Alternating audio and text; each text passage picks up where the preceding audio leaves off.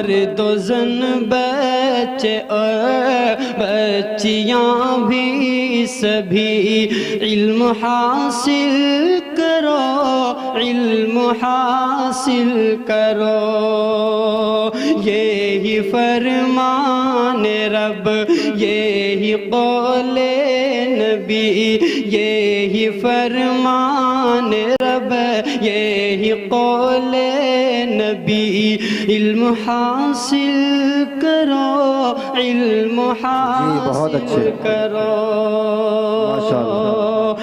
زندگی کی اندھیروں بھری راہ کہ نام محمد سے دلوں کو سرور ملتا ہے، نام محمد سے دلوں کو سرور ملتا ہے، نگاہ فکر کو تازہ شعور ملتا ہے، نام محمد سے دلوں کو سرور ملتا ہے، نگاہ فکر کو تازہ شعور ملتا ہے، اور نصیب کیسا بھی ہو واسطہ احمد کا دیکھے، نصیب کیسا بھی ہو وسیلہ محمد کا دیکھے، خدا سے جو بھی مانگو ضرور ملتا ہے۔ معزز سامعین کرام، اب میں بلا کسی تاخیر و تمہید کے ہمارے بہت ہی عزیز اور بہت ہی قریب حضرت مولانا محمد صابر صاحب دامت برکاتہم العالیہ جو دہلی سے چل کر ہمارے درمیان تشریف لائے ہوئے ہیں، حضرت والا اپنی مثال آپ ہیں، جن کی تقریر کو سماعت فرمانے کے بعد آپ کو خود معلوم ہو جائے گا کہ یقیناً برنی کے پاس ان کی تعریف کے لیے الفاظ نہیں تھے، جملے نہیں تھے، کلمہ نہیں تھا ان کی تعریف کو کرنے کے لیے، الفاظ ختم ہو جاتے ہیں۔ میں حضرت والا کو اس شعر کے ساتھ آواز خطاب دینا چاہتا ہوں۔ دل کا دروازہ کھلا ہے، جیسے بھی چاہو تم آؤ، دل کا دروازہ کھلا ہے، جیسے بھی چاہو تم آؤ، اس ریاست کے وزیر داخلہ تم ہو۔ حضرت مولانا محمد صابر صاحب جو دہلی سے تشریف لائے ہوئے ہیں، وہ آئیں اور ہم سب سامعین کے سامنے اپنے خیالات کا اظہار فرمائیں۔ الحمد لله نحمده ونستعينه ونستغفره ونؤمن به ونتوكل عليه ونعوذ بالله من شرور أنفسنا ومن سيئات أعمالنا من يهده الله فلا مضل له ومن يضلله فلا هادي له ونشهد أن لا إله إلا الله وحده لا شريك له ونشهد أن سيدنا وسندنا وحبيبنا وإمامنا وشفيعنا محمدًا عبده ورسوله أما بعد فأعوذ بالله من الشيطان الرجيم بسم الله الرحمن الرحيم إن هذا القرآن يهدي للتي هي أقوم وقال النبي صلى الله عليه وسلم خيركم من تعلم القرآن وعلمه صدق الله العظيم وصدق رسوله النبي الكريم ونحن على ذلك لمن الشاهدين والشاكرين والحمد لله رب العالمين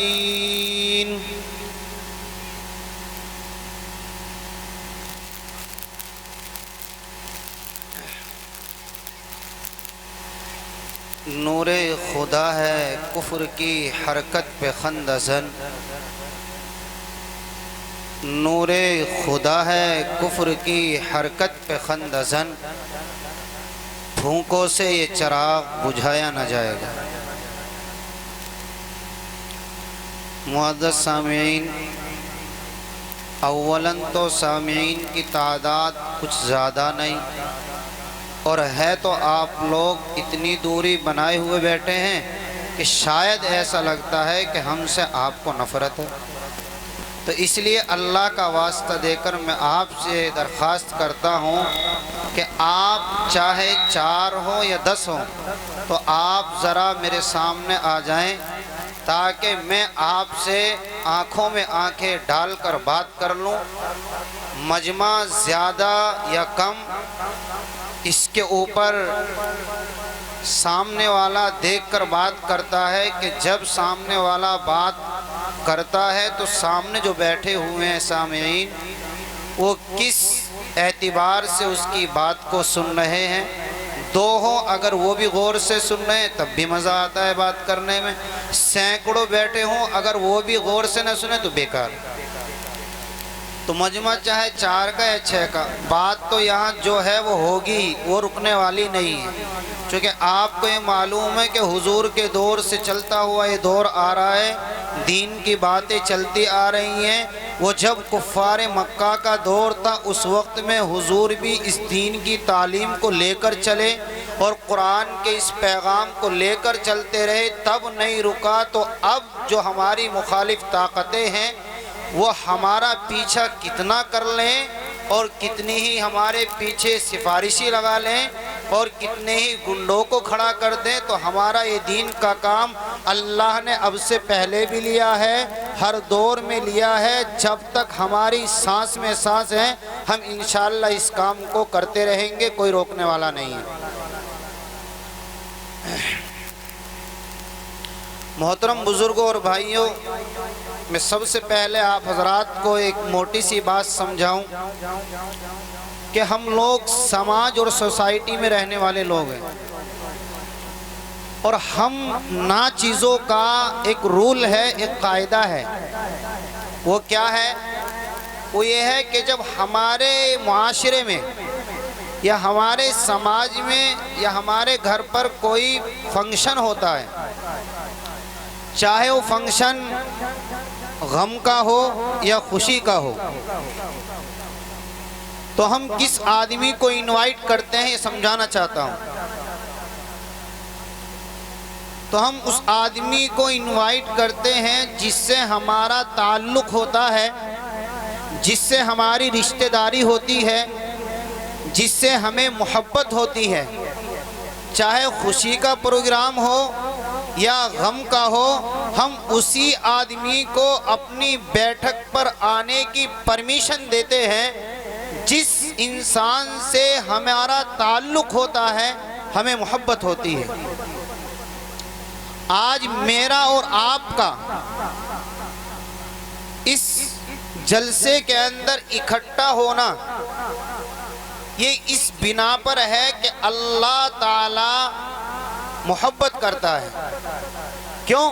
اس لیے کہ جب ہم گناہ گاروں کا اور نافرمانوں کا ایک رول ہے کہ ہم اپنی بیٹھک پر اس کو آنے کی پرمیشن دیتے ہیں جس سے ہمارا تعلق ہے، تو اللہ وہ ذات کہ جس نے ساری کائنات کو پیدا کیا، انسان اور جنات کو پیدا کیا، 7 آسمان 7 زمینوں کو پیدا کیا 7 دنوں کے اندر، 7 آسمان اور 7 زمینوں کو پیدا کیا، اس کا کوئی رول نہ ہو، اس کا بھی ایک ضابطہ اور قانون ہے۔ وہ کیا ہے؟ وہ رب بھی اپنی اس دینی مجلس کے اندر اس آدمی کو آنے کی توفیق دیتا ہے جس سے اللہ کو لگاؤ ہوتا ہے، جس سے اللہ کو تعلق ہوتا ہے۔ تو ہمارا اس مجلس کے اندر آنا یہ اس بات کی علامت ہے کہ اللہ ہم سے محبت کرتا ہے۔ جب اللہ ہمارا پیدا کرنے والا ہم سے محبت کر رہا ہے تو اب ہم ناکاروں کا تقاضا یہ ہے کہ ہم بھی اللہ سے محبت کریں، ہم بھی کیا کریں؟ اللہ سے دل لگائیں، اللہ سے تعلق کو مضبوط کریں۔ اور ہر وقت ہر کام میں اللہ کو یاد کیا کریں۔ میں نے آپ حضرات کے سامنے قرآن کریم کی ایک چھوٹی سی آیت اور حضور اکرم صلی اللہ تعالی علیہ وسلم کی ایک حدیث تلاوت فرمائی ہے۔ قرآن کریم کی آیت کا تعلق بھی اسی قرآن کریم سے ہے اور حدیث کا تعلق بھی قرآن کریم سے ہے۔ حضور اکرم صلی اللہ تعالی علیہ وسلم نے فرمایا خیرکم من تعلم القرآن وعلم، کہ تم میں سب سے بہتر وہ انسان ہے جو قرآن کو سیکھتا اور سکھاتا ہے۔ اور آج دارالعلوم حسینیہ نورپور جو مدرسہ ہے آپ کے اس گاؤں میں، اس کے اندر بھی کوئی رامائن نہیں سکھائی جاتی، اس کے اندر بھی اللہ کے کلام کی تلاوت سکھائی جاتی ہے۔ ان مدارس کے اندر، ان مکاتب کے اندر، میں ابھی آپ کو بتاؤں گا کہ ان مدارس اور مکاتب کی ضرورت کیوں پڑی اور کیوں ہمیں یہ بیڑا اٹھانا پڑا۔ پہلے اس سے پہلے بتاتا چلوں کہ ان مدارس کے اندر کیا سکھایا جاتا ہے۔ ان مدارس کے اندر لو جہاد نہیں سکھایا جاتا، ان مدارس کے اندر دوسرے کے حق کو دبانا نہیں سکھایا جاتا، ان مدارس اور مکاتب کے اندر دوسرے بھائی کو جان سے مارنا نہیں سکھایا جاتا، ان مدارس کے اندر قتل کرنا نہیں سکھایا جاتا، بلکہ ان مدارس کے اندر جب میرا اور آپ کا ایک بچہ 5 سال کا فاطمہ نام کی ماں جب اپنے بیٹے کو جس کا نام عبداللہ اور عبد الرحمن ہے جب قاری حسنین کے حوالے کر کے جاتی ہے، حسنین صاحب اس بچے کو سکھاتے ہیں اپنی ٹوٹی پھوٹی زبان سے الف کہاں سے نکلتا ہے، با کہاں سے نکلتا ہے، تا کا مخرج کیا ہے، شین کو کس طرح ادا کیا جاتا ہے، یہ سب ان مدارس اور مکاتب کے اندر سکھایا جاتا ہے۔ آج جو مخالف طاقتیں ہمارے پیچھے پڑی ہوئی ہیں اور ان مدرسوں کو دہشت گردی کا اڈا قائم کیا جاتا ہے، وہ بتاتے ہیں کہ یہ مدارس دہشت گردی کا اڈا ہے۔ ایسا نہیں ہے۔ حضور کے دور سے لے کر صفا کا چبوترا یاد کرو، اس وقت میں حضور نے اسی قرآن کے پیغام کو عام کیا تھا، حدیث کی تعلیم دی تھی، یہ بتلایا تھا کہ اگر کسی انسان کا کسی دوسرے بھائی پر کوئی حق ہے تو مرنے سے پہلے ادا کر دے، اگر ادا نہیں کیا تو اس کی آخرت خراب ہو سکتی ہے۔ تو پتہ یہ چلا کہ ان مدارس اور مساجد کے اندر کیا سکھایا جاتا ہے، قرآن کی تلاوت کو سکھایا جاتا ہے۔ یہاں بتایا جاتا ہے کہ بڑے کو کتنی عزت دینی ہے، چھوٹے کو کتنی عزت دینی ہے۔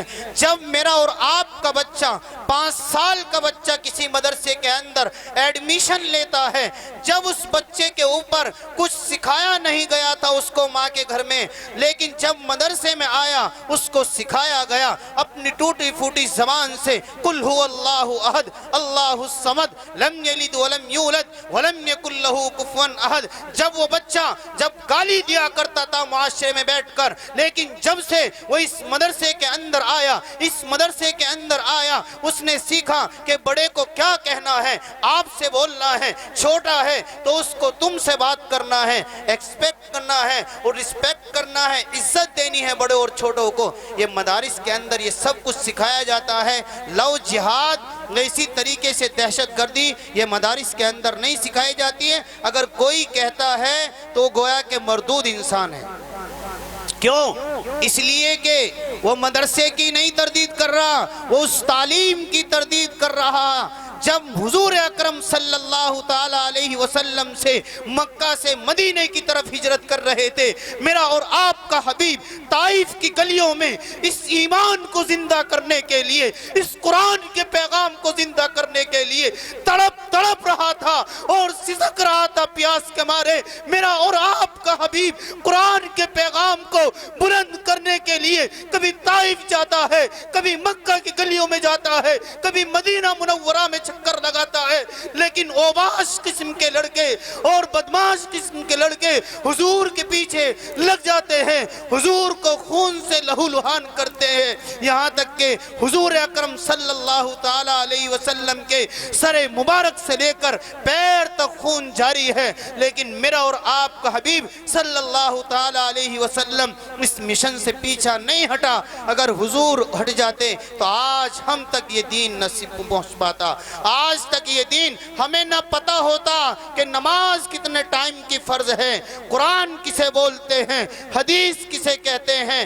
اگر آج میرا اور آپ کا حبیب آج سے 1450 سال پہلے یہ دینی مکاتب کی محنت نہ کرتا تو آپ کے بچوں، آپ کے بچیوں کے سروں کے اوپر جو روپٹہ آج رکھا ہوا نظر آ رہا ہے وہ رنگے سر نظر آتی۔ اب آپ یہ اشکال کریں گے آج بھی تو یہ ہو رہا ہے، یہ حضور کی کمی نہیں، نہ ہماری کمی، آپ کی کمی ہے۔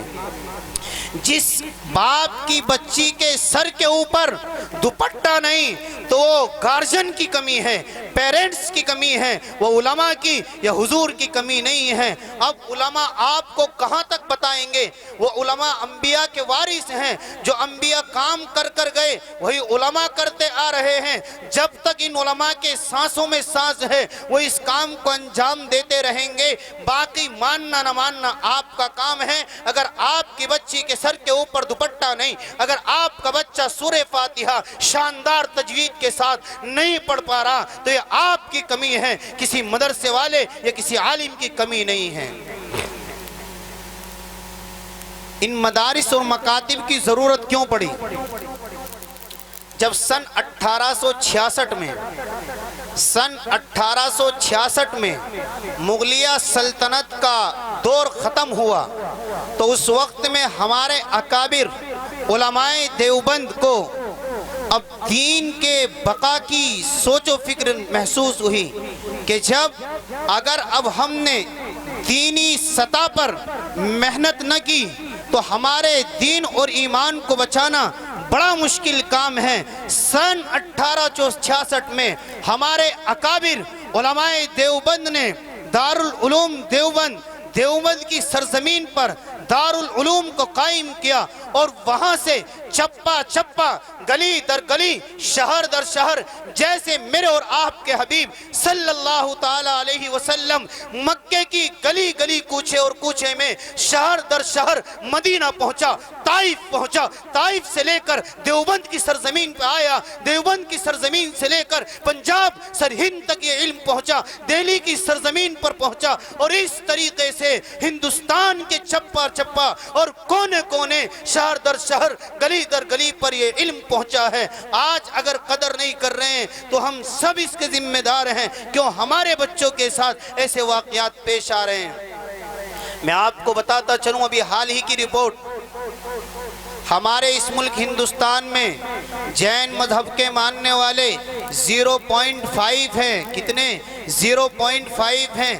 اسی طریقے سے سکھ مذہب کے ماننے والے 0.6 یا 7 ہیں، یعنی دونوں قومیں 1% بھی نہیں ہیں، لیکن ان کی اولاد کی طرف، ان کے بچوں کی طرف نگاہیں اٹھاتے ہیں تو کسی کا بچہ MBBS ڈاکٹر ملتا ہے، کسی کا بچہ LLB کا کورس کیا ہوا ملتا ہے، کسی کا بچہ B.Ed اور B.Tech کیا ہوا ہوتا ہے، لیکن ہر ایک سکھ کا بچہ اور جین مذہب کا ماننے والا کسی نہ کسی ڈگری کو حاصل کیے ہوئے ہے۔ لیکن میرا اور آپ کا بچہ، آپ سروے کرو، اگر کیلے کی ٹھیلی پر کوئی بچہ کھڑا ہوا ہے تو مسلمان کا بچہ ہے، ٹائر پنچر کی دکان پر کوئی بچہ ہے تو مسلمان کا بچہ ہے، کسی دوسرے غیر کے یہاں خدمت انجام دے رہی ہے گھر کی تو مسلمان کی بچی، جس کا نام عائشہ ہے، جس کا نام فاطمہ ہے، جس کا نام رقیہ ہے، جس کا نام کلثوم ہے۔ یہ کمی کیوں ہے؟ اس لیے کہ ہم نے اپنے بچوں کو دینی تعلیم سے دور کر رکھا ہے۔ تو کرو دور، دینی تعلیم سے دور کرو گے۔ ابھی رپورٹ آئی حال ہی میں، تقریباً 4 کروڑ یا 4 لاکھ کے قریب آپ کی بچیاں مرتد ہو گئی ہیں، مذہب اسلام کو چھوڑ دیا۔ ان لڑکیوں نے جو مسلمانوں کے گھروں میں پلی تھیں، جن کے ماں باپ نے بڑی عزت کے ساتھ ان کو پالا تھا، اور ماں باپ کے دلوں میں یہ تمنائیں تھیں کہ میری بچی جوان ہو گئی ہے، اب یہ بچی دوسرے گھر بھی جائے گی، اپنی سسرال بھی جائے گی، اس کے رشتے کا انتظام بھی کرنا ہے، اس کے جہیز کا انتظام بھی کرنا ہے، سب چیزوں کی تمنا کر کے باپ نے دل میں رکھا تھا۔ لیکن وہ رات یاد کرو، وہ ٹائم رات کا یاد کرو جب میری اور آپ کی بچی موبائل واٹس ایپ پر چیٹ کر رہی تھی کسی راہل نام کے بچے سے، دھرمیندر نام کے بچے سے۔ وہ وقت یاد کرو جب 2 بجے آپ کی بچی الگ روم میں رہتی تھی اور ساری رات آپ کی بچی ایک ناجائز تعلق قائم کر کے رہتی تھی۔ میں اور آپ یہ سمجھ رہے تھے ہماری بچی کو کوئی بیماری ہے۔ جب ماں صبح میں اٹھاتی ہے کہتی امی میرے جسم کے اندر درد ہو رہا، درد کیوں نہیں ہوگا؟ اللہ نے وجعلنا اللیل لباسا، اللہ نے رات کو سونے کی چیز بنایا ہے کہ رات آرام کی چیز ہے، رات میں آرام کرو۔ جب میں اور آپ اور ہمارے بچے اور بچیاں رات میں چیٹ کریں گے، باتیں کریں گے، سوئیں گے نہیں تو بدن میں آرام ملے گا یا سکون ملے گا یا درد اور تکلیف ہوگی؟ میں آپ کو وہ باتیں سنا رہا ہوں۔ میں دہلی کی سرزمین پر، حالانکہ رہنے والا ضلع بلند شہر کا ہوں، لیکن دہلی کی سرزمین پر جیت پور کھڈا کالونی میں بچیوں کا ایک ادارہ چلاتے ہیں ہم، الحمدللہ۔ میں تعریف نہیں لیکن وہ واقعات بتانا چاہتا ہوں۔ ابھی رمضان کا ایک واقعہ پیش آیا، ایک حافظ کی بیٹی نے اپنے باپ کو خون کے آنسو رلائے ہیں۔ کیا ہوا؟ ایک باپ حافظ ہے، ادھر مسجد کا امام ہے اور اس کی بیٹی غیر کے ساتھ شادی کرتی ہے، غیر کے ساتھ پھیرے پڑوا لیتی ہے۔ کیا ہو گیا مسلمانوں؟ تم کب تک غیروں کی تعلیم کو دو گے؟ کب تک تم ان بچیوں کی حفاظت نہ کرو گے؟ آپ اور ہم یہ سمجھتے ہیں کہ ان بچیوں کو آزاد چھوڑ دو۔ ہماری بچی گھر سے نکلی، یاد رکھنا آج بہت اہم چیز بتا کر جا رہا ہوں، یاد رکھنا آپ کی بچی یہ کہتی ہے ابو جان میں کالج جاتی ہوں۔ اگر آپ کی بچی تنہا جاتی ہے تو محفوظ نہیں ہے، گارنٹی لے لو آپ اس بات کی۔ کیا کرتی ہیں بچیاں؟ ہم وہ دل کا ٹکڑا سنا رہے ہیں کہ جو ہمارے سامنے واقعات پیش آتے ہیں، اور سننے کے بعد ہم رات کو بھی اللہ سے روتے ہیں، اے اللہ کیا ہو گیا مسلم قوم کو؟ کیوں انہوں نے اپنی بچیوں کو آزاد چھوڑ دیا؟ کیوں انہوں نے اپنی بچیوں کو غیروں کے ہاتھوں میں دے دیا؟ کیوں انہوں نے اپنی بچیوں کے ہاتھوں کو غیروں کے ہاتھوں میں ڈال دیا؟ کیا ہوا جب اس حافظ کی ایک بیٹی نے غیر کے بچے سے شادی کر لی؟ بہت دن کے بعد پتہ چلتا ہے کہ ابو جان میرا ایسا ارادہ ہے۔ پتہ کیا چلا؟ بہت دن کئی مہینے گزر گئے، باپ کو ابھی اطلاع ملی، فون آیا ہمارے پاس کہ حضرت اس طرح سے ہو گیا کہ ایک آدمی ہے، وہ حافظ قرآن ہے، امام بھی مسجد کا ہے، اس کی بیٹی نے غیر کے ساتھ نکاح کر لیا، تو کیا ہم اس سے نماز پڑھوا سکتے ہیں یا نہیں؟ ہم نے جواب دیا کہ نماز پڑھانا اس کے باپ کا عمل وہ الگ چیز ہے، اس کی بیٹی نے جو غلط قدم اٹھایا وہ عمل الگ چیز ہے، دونوں میں بہت فرق ہے۔ آپ یہ مسئلہ ثابت کرنا چاہتے ہیں کہ نماز نہیں پڑھیں، وہ آپ کی مرضی ہے، شریعت کے اعتبار سے اس کی امامت میں کوئی فرق نہیں آتا ہے۔ جب اتنا ہوگا معاشرے میں تو پھر یہ غیر قوم ہمارے اوپر کیوں حکومت نہیں کریں گی؟ جب آپ کی اور میری بچی گھر سے نکلتی ہے، میں آپ سے کہنا چاہتا ہوں اگر آپ پڑھانا چاہتے ہو کوئی منع نہیں کرتا، آپ دنیاوی لائن سے پڑھاؤ، چاہے اپنی بچی کو نرسنگ کورس کراؤ، چاہے اپنی بچی کو MBBS ڈاکٹر بناؤ، چاہے اپنی بچی کو انجینئرنگ کا کورس کراؤ، چاہے اپنی بچی کو LLB کا کورس کراؤ، کچھ بھی کرا لو، کوئی منع نہیں کرتا، لیکن اتنا ضرور کہتے ہیں پہلے اس بچی کو اتنا سکھا دینا کہ پردہ کیا چیز ہوتی ہے، پہلے اس کو اتنا سکھا دینا کہ قرآن کیا چیز ہے، پہلے اس کو اتنا بتا دینا کہ حدیث کسے کہتے ہیں، پہلے اسے رسول کا انٹروڈکشن کرا دینا، پہلے اسے فاطمہ کی سیرت بتا دینا۔ جب یہ ساتھ ساتھ ہوگا اور ساتھ ساتھ آپ کی نگرانی ہوگی، اگر آپ کی بچی کالج تنہا جاتی ہے تو سراسر ایسی بچیوں کو پڑھانا میں ناجائز کہتا ہوں۔ کیوں؟ کہاں پرمیشن دی, کہاں شریعت نے پرمیشن دی گھر سے باہر اکیلے جوان بیٹی کو نکلنے کی؟ کہاں پرمیشن دی؟ کوئی پرمیشن نہیں ہے شریعت میں اس طرح کی کہ ہم جوان بچی کو اپنے گھر سے باہر پڑھنے کے لیے بھیج دیں. ایسا کوئی نہیں. کیا ہم یہ خیال کرتے ہیں کہ گھروں میں رشتے چچا زاد بہن, خالو زاد بہن, خالہ زاد بہن, ماموں زاد بہن بھائی ہیں؟ کوئی نہیں ہوگا. سب سے بڑا نقصان یہیں سے ہو رہا ہے. سب سے بڑا نقصان بچے اور بچی کے درمیان کہ میرے خالہ کا بیٹا ہے, اسی تعلق میں ناجائز تعلق قائم کر لیا. یہ میرا چچا زاد بھائی ہے, یہ کچھ نہیں کرے گا. ماں باپ بھی نو ٹینشن رہتے ہیں کہ ہاں یہ تو اس کا چچا کا بیٹا ہے, یہ تو اس کے خالہ کا بیٹا ہے. اگر جب تمہیں نکاح ہی کرنا ہے تو صحیح طریقے سے کیوں نہیں کر لیتے؟ غلط طریقہ کیوں اپناتے ہو؟ میرے بھائیوں, آپ صحیح طریقے کو معاشرے میں لائیے. اگر آپ کو, آپ کے بچے بچی کو کسی سے محبت ہو گئی تو آپ ان کو ایسا اتنا مجبور نہ کرو کہ وہ غلط قدم اٹھائیں, بلکہ آپ شریعت کے مطابق, سنت کے مطابق ان کا نکاح کر دو. وہ جانے, ان کا کام جانے. یہ کب ہوگا؟ جب ہوگا جب ہم دینی تعلیم کو اپنے گھروں کے اندر لائیں گے اور اپنی بچیوں کو دینی تعلیم سکھائیں گے. ہم یہ چاہتے ہیں کہ آپ کے قریب دہلی میں یونیورسٹی, جامعہ ملیہ یونیورسٹی ہے. ہم یہ چاہتے ہیں کہ آپ کا بچہ اور بچی وہاں بھی جا کر تعلیم حاصل کرے, لیکن تنہا نہیں بلکہ نگرانی کے ساتھ. آپ کی بچی اگر کالج پڑھانے جاتی ہے, آپ اس کی نگرانی کرو. آپ چھوڑ کر بھی آؤ, آپ ساتھ لے کر بھی آؤ. آپ اپنی بچیوں کو اگر فون دے رکھا ہے تو اندھے مت بنو, فون دے کر اندھے مت بنو. اتنے اندھے بھی کیا کہ آپ کو یہ بھی علم نہیں میری بچی کس سے راتوں رات بات کرتی ہے, میری بچی ایکسٹرا کلاس کا بہانہ لے کر ناجائز تعلق قائم کرتی ہے. کون سے اسکول میں ایکسٹرا کلاس ہوتی ہے؟ کس کے پاس اتنا ٹائم رکھا ہے کہ آپ کی بچیوں کو سنڈے کے دن کلاس کرائے؟ کسی کے پاس ٹائم نہیں ہے. یہ سب فنڈے چلے ہوئے ہیں اسکولوں کے, اور یہاں سے بگاڑ پیدا ہوتا ہے. میری اور آپ کی بچی اسکول ایکسٹرا کلاس کا بہانہ لے کر جاتی ہے, بوائے فرینڈ سے ملنے جاتی ہے. یہاں خرابیاں پیدا ہو رہی ہیں. ماں اور باپ سکون سے گھر میں بیٹھے ہوئے ہیں کہ امی جان بیٹے کہاں جا رہی ہو؟ کہ امی آج ایکسٹرا کلاس ہے.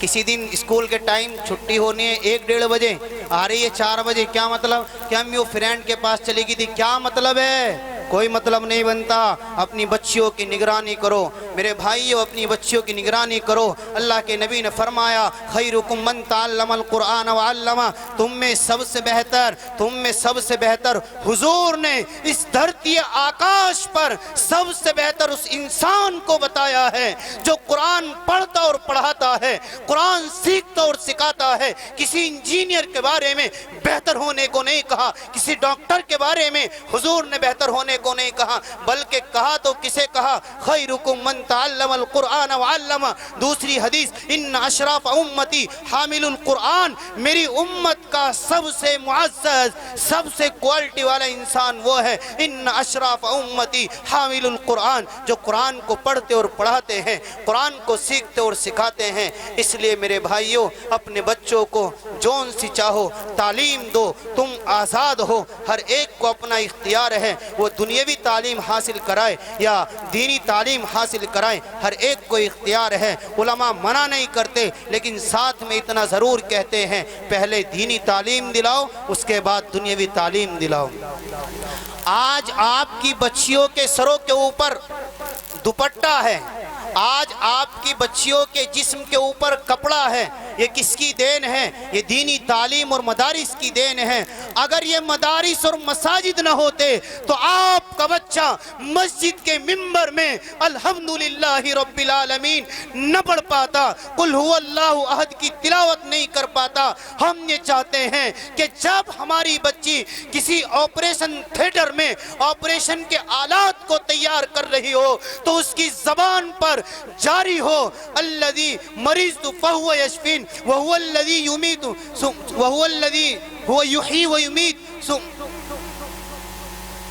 الذی مریض فہو یشفین. قرآن کریم کی آیت ہے، یاد نہیں آ رہی، اس کا ترجمہ ہے جب ہماری اور آپ کی بیٹی کسی آپریشن تھیٹر میں آپریشن کے آلات کو تیار کر رہی ہو تو اس کی زبان پر اللہ کا کلام جاری ہو کہ میرا اللہ وہ ہے جب میں بیمار ہوتا ہوں، جب میں بیمار ہوتی ہوں تو مجھے شفا دیتا ہے، میرا اللہ وہ ہے جو موت دیتا ہے، میرا اللہ وہ ہے جو زندہ کرتا ہے، تولج اللیل فی النہار وتولج النہار فی اللیل، اللہ وہ ہے جو رات سے دن کو اور دن سے رات کو نکلتا ہے۔ ہم یہ چاہتے ہیں ہمارا حافظ قرآن، ہماری بچی ایسی ہو کہ جب وہ کسی بلڈنگ کا نقشہ کھینچ رہی ہو تو اسے اس کی زبان پر جاری ہو الحمدللہ رب العالمین الرحمن الرحیم، جب وہ کسی فنکشن میں حصہ لے رہی ہو تو ساتھ ساتھ اس کی زبان پر جاری ہو والنجم اذا ہوا ما ضل صاحبکم وما غوا وما ينطق عن الہوا ان هو الا وحی یوحی، اس بچی کی زبان پر جاری ہو الرحمن علم القرآن خلق الانسان علمہ البیان۔ جب آپ کی اور میری بچی نرسنگ کی طرف جا رہی ہو وہی اس کی زبان پر جاری ہو قل اعوذ برب الفلق قل اعوذ برب الفلق من شر ما خلق ومن شر غاسق اذا وقب۔ جب ہماری اور آپ کی بچیوں کی تعلیم ایسی ہوگی تو ہماری دنیا بھی کامیاب ہوگی اور آخرت بھی کامیاب بنے گی۔ یہ تب بنے گی جب میں اور آپ اس چیز کو سیریس لیں گے اور دھیان سے اپنی بچیوں کی تعلیم کرائیں گے بھی سب انشاءاللہ۔